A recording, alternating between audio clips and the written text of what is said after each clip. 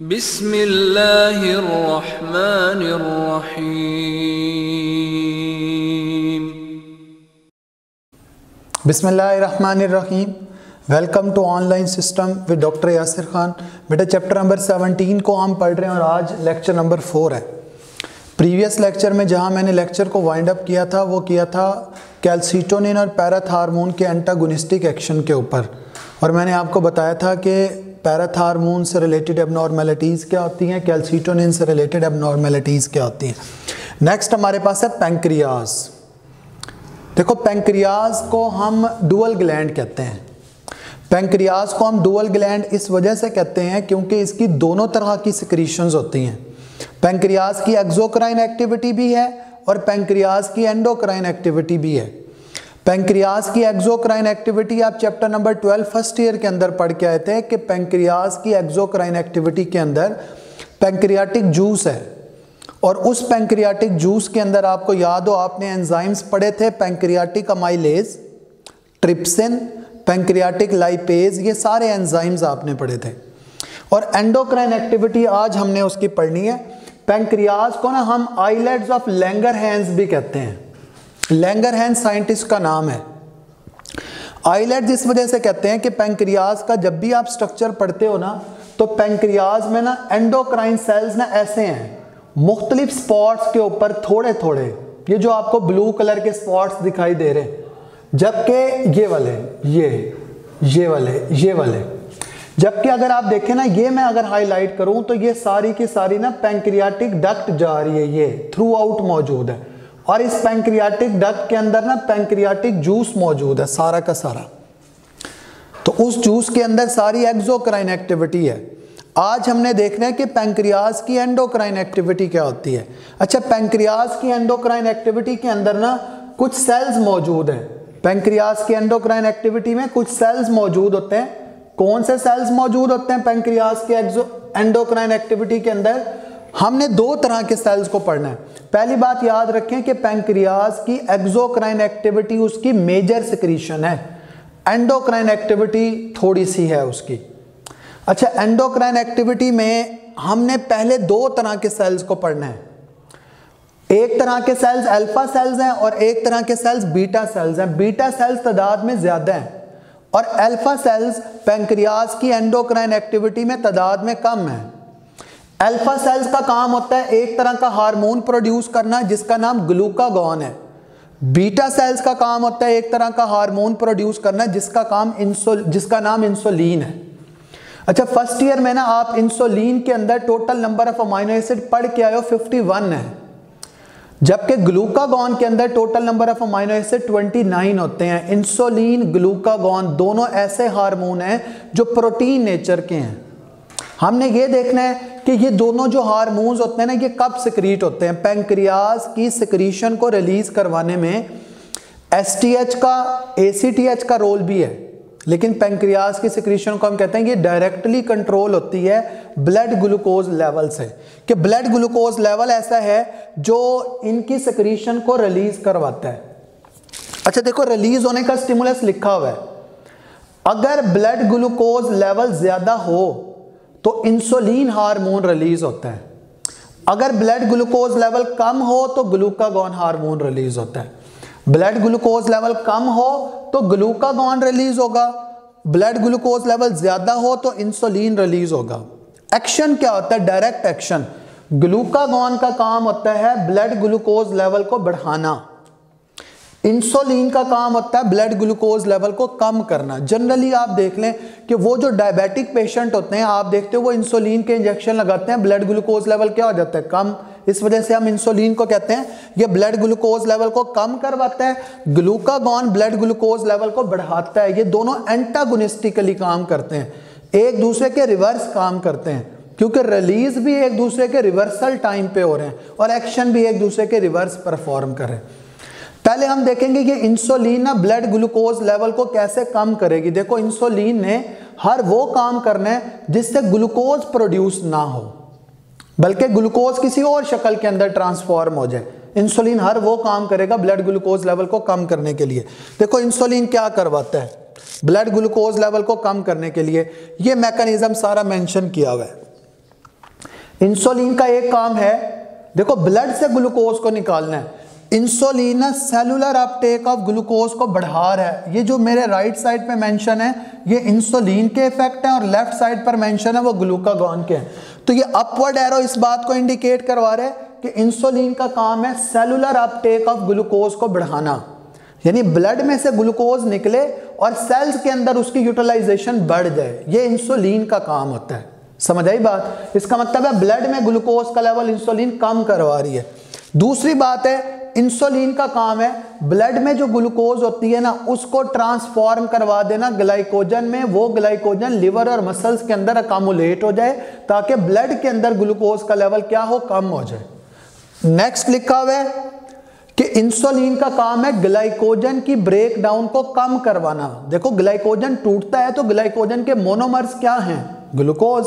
अगर ग्लूकोज बनेगा तो ब्लड में ग्लूकोज का लेवल बढ़ना शुरू हो जाएगा, तो ब्लड ग्लूकोज लेवल क्या होगा? बढ़ जाएगा। इंसुलिन का काम क्या होता है? ब्लड ग्लूकोज लेवल को कम करना। इस वजह से ग्लाइकोजन से ग्लूकोज की कन्वर्जन को इंसुलिन क्या कर रही है? कम कर रही है। क्लियर? नेक्स्ट मेंशन किया हुआ है कि इंसुलिन का काम होता है जितनी ब्लड के अंदर सरप्लस ग्लूकोज होती है ना उसको ट्रांसफॉर्म करवा देना लिपिड के अंदर, उसको ट्रांसफॉर्म करवा देना प्रोटीन के अंदर। इस वजह से मेंशन किया हुआ है कि फैट या प्रोटीन से ग्लूकोज की कन्वर्जन कम करवाता है इंसुलिन, बल्कि इंसुलिन का अपना फंक्शन क्या होता है? ग्लूकोज से फैट और प्रोटीन की कन्वर्जन को बढ़ा देना। क्लियर? ताकि ब्लड में ग्लूकोज का लेवल कम हो जाए। नेक्स्ट लिखा हुआ है ग्लूकोनियोजेनेसिस, यानी ग्लूकोज का नए सिरे से बनना। इंसुलिन इसे भी क्या करता है? कम करता है। इंसुलिन इसे भी क्या करता है? कम करवाता है। तो ये तमाम जो बातें लिखी हैं ना वो ये लिखी हैं कि how insulin can decrease the blood glucose level. तो मैंने जो कुछ बताया उसको सम अप करता हूं। मैंने कहा इंसुलिन का काम है ब्लड ग्लूकोज लेवल को कम करना, और उसके लिए कैसे कम करे? To transport the glucose from our blood and utilize it toward our cells. Cells के अंदर ग्लूकोज की यूटिलाइजेशन को बढ़ा देता है। दूसरी बात मैंने बताई कि इंसुलिन का काम है ग्लाइकोजेनेसिस, यानी ग्लाइकोजन की सिंथेसाइजेशन को बढ़ा देना। यानी ग्लूकोज क्या होगी? ग्लाइकोजन के अंदर कन्वर्ट होना शुरू हो जाएगी। That glycogen will be deposit in our liver and as well as the muscles. Insulin का काम है कि ये जो ग्लूकोज है ना उसको कन्वर्ट करवा देना किसी और शक्ल के अंदर, और वो शक्ल क्या हो सकती है? वो शक्ल हो सकती है लिपिड की, वो शक्ल हो सकती है प्रोटीन की। इंसुलिन ग्लाइकोजन की ब्रेक डाउन को कम करवाता है ताकि ग्लाइकोजन टूट के कहीं ग्लूकोज ना बनाना शुरू कर दे, और इंसुलिन ग्लूकोनियोजेनेसिस को भी कम करता है, यानी नए सिरे से ग्लूकोज को नहीं बनने देता। समझ आई बात? इस तरह से क्या ब्लड ग्लूकोज लेवल कम करवा रहा है। अब आ जाता हूं ग्लूकागॉन की तरफ। ग्लूकागॉन ऐसा हार्मोन है जो तब रिलीज होता है जब हमारे ब्लड में ग्लूकोज का लेवल क्या हो? कम। और जब ग्लूकागॉन रिलीज होगा तो वो क्या करेगा? आके ब्लड ग्लूकोज लेवल को बढ़ाएगा। ठीक है बेटा? तो उसके लिए वो ब्लड ग्लूकोज लेवल को कैसे बढ़ा रहा है? यानी ब्लड में ग्लूकोज के लेवल को बढ़ाना है, और बाकी जगहों पे ग्लूकोज है या नहीं है उससे कोई फर्क नहीं पड़ता। देखो कैसे बढ़ा रहा है। पहली बात कि सेल्स के अंदर ग्लूकोज के यूटिलाइजेशन को कम कर रहा है ताकि सेल्स की तरफ कम जाए, ब्लड के अंदर इकट्ठी होकर रहे, ब्लड ग्लूकोज लेवल क्या होगा? बढ़ जाएगा। नंबर सेकंड लिखा हुआ है कि ग्लूकोज से ग्लाइकोजन की कन्वर्जन। ग्लूकोज से ग्लाइकोजन की कन्वर्जन अगर ग्लूकागॉन बढ़ा दे तो फिर ब्लड ग्लूकोज लेवल कम हो जाएगा ना। ये क्या करता है? ग्लूकोज से ग्लाइकोजन की कन्वर्जन को कम करवाता है ताकि ग्लूकोज की शक्ल में रहे ब्लड के अंदर। नेक्स्ट लिखा हुआ है कि ग्लूकोज से फैट और प्रोटीन को ग्लूकागॉन कम बनवाता है, बल्कि उल्टा क्या होता है? फैट टूटेगी, प्रोटीन टूटेगी, उससे कार्बोहाइड्रेट बढ़ना शुरू हो जाएंगे। ये ग्लूकागॉन का काम होता है, यानी ग्लूकोज से लिपिड और प्रोटीन की कन्वर्जन को ग्लूकागॉन कम करवाएगा। ग्लूकागॉन का काम है हमारे लिवर के अंदर, हमारे मसल्स के अंदर जो स्टोर्ड ग्लाइकोजन पड़ा हुआ है उसकी ब्रेक डाउन करवाना, और उसकी ब्रेक डाउन से ग्लूकोज को बनाना ताकि ब्लड ग्लूकोज लेवल बढ़ जाए। और ग्लूकागॉन लिपोलाइसिस भी करवाता है, यानी break down of the lipid भी करवाता है। देखो एबनॉर्मेलिटी आप जब भी पढ़ते हो ना वो रिलेटेड टू इंसुलिन पढ़ते हो कि इंसुलिन की सिक्रीशन कम हो जाए या इंसुलिन की सिक्रीशन बढ़ जाए, क्योंकि ग्लूकागॉन से रिलेटेड एबनॉर्मेलिटीज कम है। इंसुलिन की एक्शन याद रखो। क्या है, ब्लड ग्लूकोज लेवल को कम करना। अगर इंसुलिन कम प्रोड्यूस हो तो इसका मतलब है ब्लड ग्लूकोज लेवल कम नहीं होगा ना, तो फिर ब्लड ग्लूकोज लेवल क्या होगा, बढ़ेगा। और ब्लड ग्लूकोज लेवल के बढ़ने को आप क्या कहते हो, हाइपरग्लाइसीमिया। जिस टर्म के एंड पे ईमिया आ जाए ना, EMIA, ईमिया, उसका मतलब होता है किसी चीज का लेवल ज्यादा बताया जा रहा है ब्लड के अंदर। और किसी टर्म के एंड पे आ जाए ना यूरिया, URIA, देखो ईमिया आ जाए तो इसका मतलब है उस चीज की कंसंट्रेशन को ब्लड में ज्यादा बताया जा रहा है। और अगर यूरिया आ जाए एंड पे, जैसे हम कहते हैं ग्लाइकोसूरिया, एंड पे यूरिया आ रहा है, तो इसका मतलब है किसी चीज की कंसंट्रेशन को ज्यादा बताया जा रहा है, कहां पर, यूरिन के अंदर। तो हाइपरग्लाइसीमिया का मतलब क्या है, हाई ब्लड ग्लूकोज लेवल, जिसको हम दूसरी जो टर्म इस्तेमाल करते हैं उसके लिए वो है डायबिटीज मेलाइटस। इसका मतलब है अगर इंसुलिन की सिक्रीशन कम होना शुरू हो जाए या इंसुलिन प्रोड्यूस ना हो रहा हो तो उसकी वजह से डायबिटीज मेलाइटस होती है। अच्छा, डायबिटीज मेलाइटस होगी, ब्लड के अंदर ग्लूकोज का लेवल ज्यादा होगा ना, और ब्लड को फिल्टर करवाना किसका काम होता है, किडनी का काम होता है ना।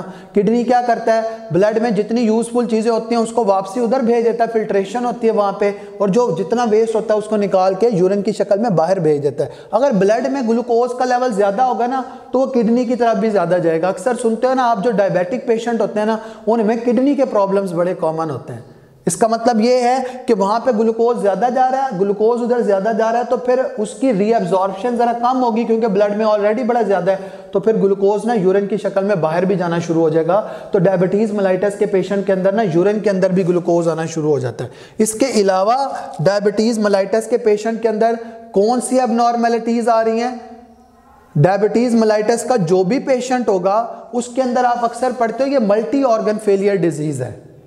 अच्छा, डायबिटीज मेलाइटस जब हो जाती है ना तो उसकी वजह से क्या होता है, हमारी जो फैट की ऑक्सीडेशन है, ये मैकेनिज्म मेंशन किया हुआ है, ये फैट की ऑक्सीडेशन से ना कीटोन बॉडीज बनती हैं। अच्छा, फैट की ऑक्सीडेशन के लिए एनर्जी रिक्वायर है, ठीक है, और एनर्जी जो है वो नहीं अवेलेबल डायबिटीज मेलाइटस के पेशेंट में। ब्लड में ग्लूकोज ज्यादा है, सेल्स के अंदर जो है वो ग्लूकोज बड़ा कम है क्योंकि इंसुलिन की प्रोडक्शन नहीं हो रही, और इंसुलिन का ही काम था ब्लड में से ग्लूकोज को निकालना और सेल्स की तरफ उसको डिस्ट्रीब्यूट करवाना। ब्लड में अब ज्यादा है, इंसुलिन नहीं है, सेल्स में यूटिलाइजेशन कम होगी, इसका मतलब है एनर्जी नहीं है। तो वो एनर्जी जो फैट की ऑक्सीडेशन के लिए चाहिए, जो उसको कीटोन बॉडीज के अंदर ट्रांसफॉर्म करवाए, वो बेसिकली नहीं है। एनर्जी अगर नहीं है इसका मतलब है ये ऑक्सीडेशन नहीं हो रही। ये अगर ऑक्सीडेशन नहीं हो रही ना तो बेसिकली जो कीटोन बॉडीज का रिमूवल है बॉडी से, वो फिर काफी सारे इंपॉर्टेंट मेटल आयंस की मदद से रिमूव हो जाते हैं, उनकी हमारी बॉडी से जाया होना शुरू हो जाते हैं।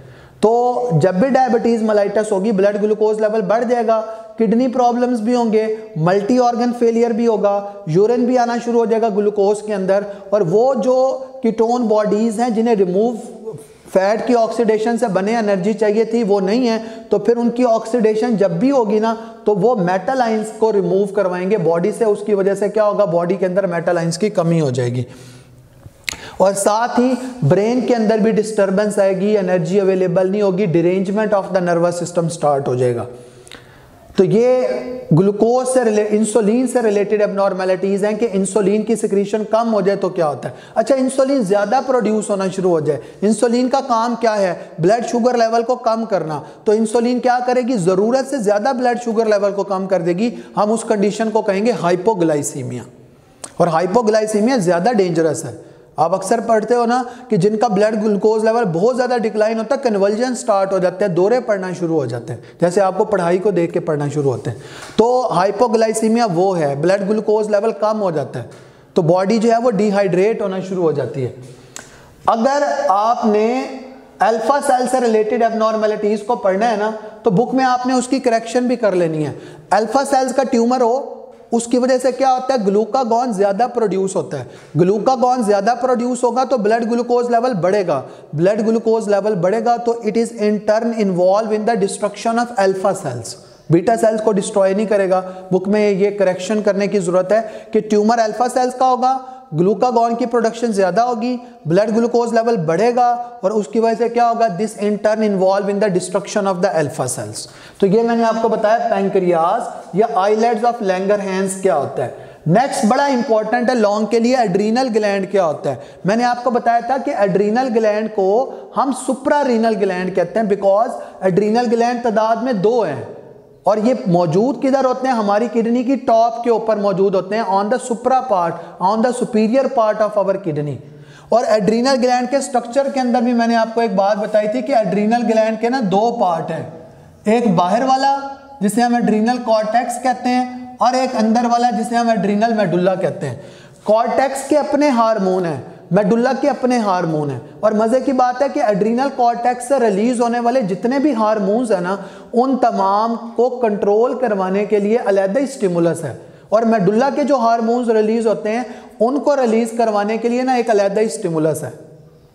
पिट्यूटरी ग्लैंड याद हो ना, तो मैंने बताया था पिट्यूटरी ग्लैंड से एक हार्मोन रिलीज होता है जिसका नाम है ACTH, from the anterior lobe of pituitary gland, और मैंने बताया था कि वो आकर कहां पे एक्ट करता है, एड्रीनल कॉर्टेक्स के ऊपर एक्ट करता है, और एड्रीनल कॉर्टेक्स से रिलीज होने वाले हार्मोन की सिक्रीशन को कंट्रोल करवाता है। जबकि मेडुल्ला के जो हार्मोन्स होते हैं, यानी अंदर वाले पार्ट के जो हार्मोन्स हैं, उनके रिलीज होने का स्टिमुलस कोई और है, वो हमारे ऐसे हार्मोन है जो हमारी स्ट्रेस सिचुएशन के अंदर रिलीज होते हैं। देखो नेम मेंशन किया हुआ है, एड्रीनल कॉर्टेक्स से जो हार्मोन्स रिलीज हो रहे हैं हम उन्हें कह रहे हैं कि कॉर्टिकोस्टेरॉइड्स हैं। कौन कौन से, उसमें एक है ग्लूकोकॉर्टिकॉइड जिसका नाम क्या है, कॉर्टिसोल।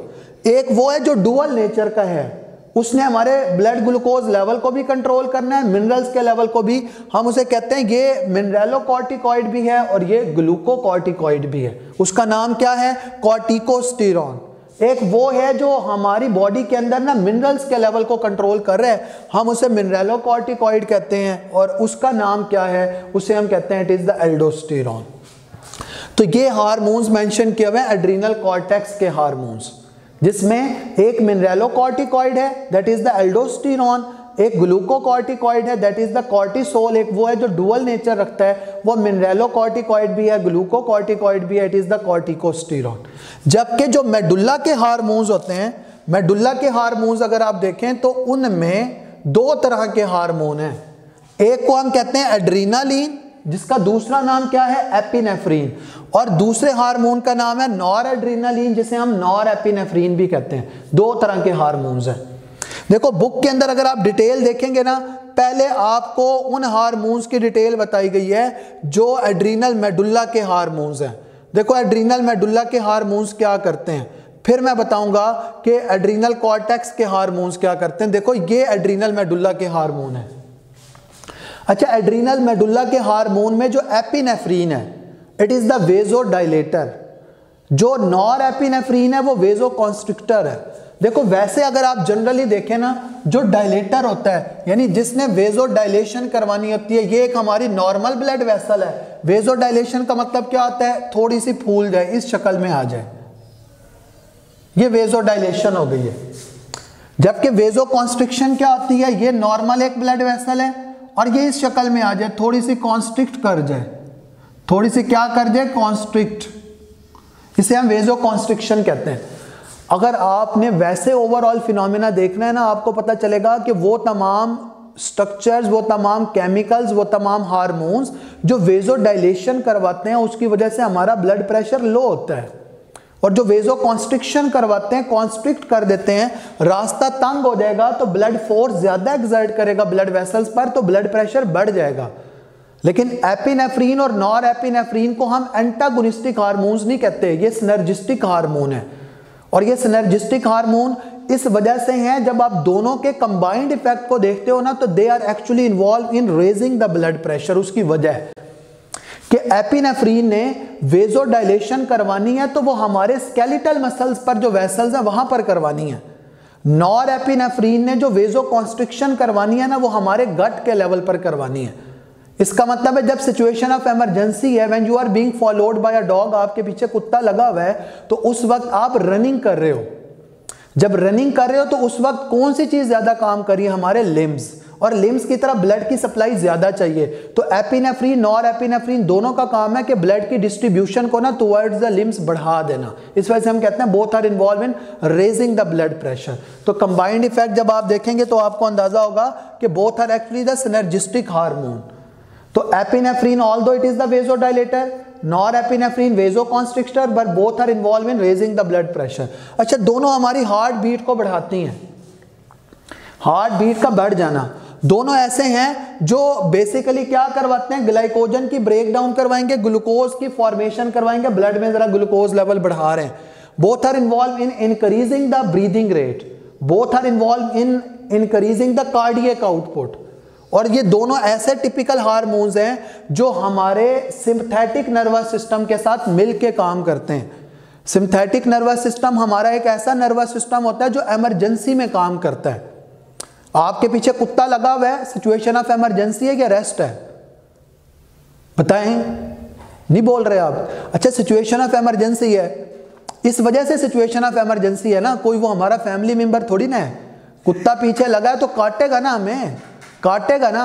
तो ब्रेन क्या उस वक्त आपका ये मैसेज जनरेट करेगा कि कुत्ते पे भौंकना शुरू कर दें? नहीं करेगा ना। अप्रोप्रिएट मैसेज जनरेट करेगा कि कुत्ते ने काटना है, यहां से दौड़ जाओ। It is the system of emergency. Sympathetic nervous system emergency का सिस्टम है। तो हमारे जो दो हार्मोन्स हैं, एक एपिनेफ्रीन दूसरा नॉरएपिनेफ्रीन, दोनों ऐसे हार्मोन हैं जो हमारे सिंपैथेटिक नर्वस सिस्टम के इफेक्ट को रीइंफोर्स करते हैं, दोनों मिलकर काम करते हैं। ठीक है, इस वजह से हम कहते हैं कि दो वो हार्मोन्स हैं जो हमें एग्रेसिव सिचुएशन को टैकल करने की सलाहियत देते हैं, स्ट्रेस की सिचुएशन में काम करते हैं। अच्छा, ये दो हार्मोन्स है, प्रैक्टिकल किया गया कि कोई भी एक रैट है, उसका अगर आप एड्रीनल ग्लैंड रिमूव करवा देना, वो स्ट्रेस सिचुएशन जिसे वो नॉर्मली कोप अप कर पाता है ना, तो वो नहीं कर पाएगा, वो ठंड से मर जाएगा। तो ये स्ट्रेस सिचुएशन को कोप अप करने की सलाहियत देते हैं। ये मैंने आपको बताया कि एपिनेफ्रीन और नॉरएपिनेफ्रीन का ना इफेक्ट क्या होता है। मैं वापसी आता हूं, मैं आपको बताता हूं कि जो हमारे एड्रीनल कॉर्टेक्स के हार्मोन्स है ना, इनका इफेक्ट क्या होता है। एड्रीनल कॉर्टेक्स के हार्मोन, देखो ये एक स्ट्रक्चर बना हुआ है, ये वाला, ये किसका स्ट्रक्चर है? ये स्ट्रक्चर बना हुआ है नेफ्रॉन का। नेफ्रॉन स्ट्रक्चरल और फंक्शनल यूनिट होता है, किसका? हमारे किडनी का। अच्छा, नेफ्रॉन के अंदर ना आपने पढ़ा था, ये वाला जो स्ट्रक्चर है ना, ये लूप ऑफ हेनले है, यहां से यहां तक।